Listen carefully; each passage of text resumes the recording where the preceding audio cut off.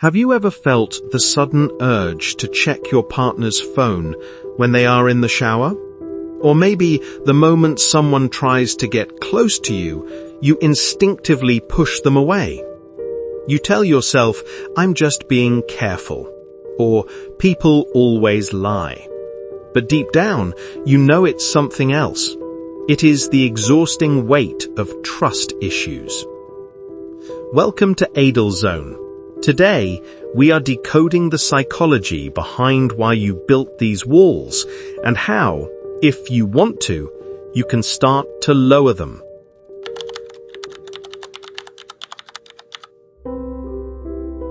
First, you need to understand that trust issues are not a defect. They are a defense mechanism.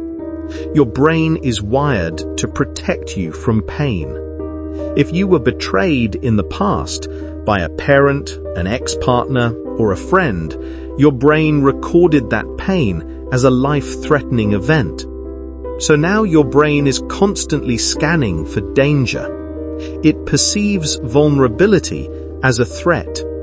When someone says, "I love you," your brain hears, "I might hurt you."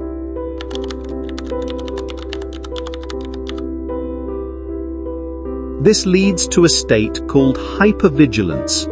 You become a detective looking for a crime that hasn't happened yet. You overanalyze every micro-expression.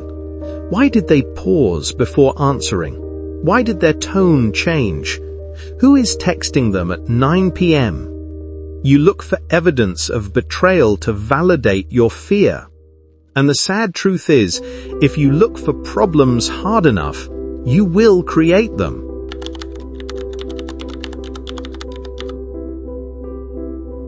This is the most tragic part.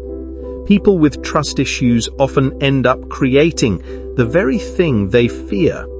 It's called a self-fulfilling prophecy. You act jealous, cold, or accusatory to protect yourself. Eventually, your partner gets tired of proving their innocence. They feel suffocated. So they leave. And when they leave, you say to yourself, "See, I knew everyone leaves eventually." You validated your own fear by pushing them away.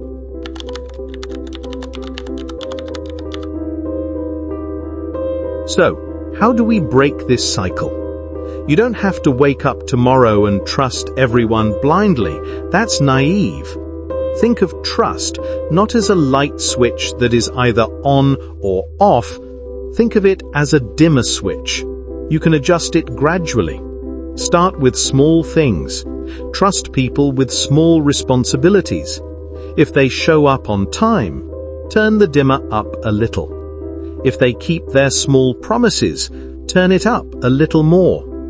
Allow people the chance to show you who they are based on their actions today, not your trauma from yesterday.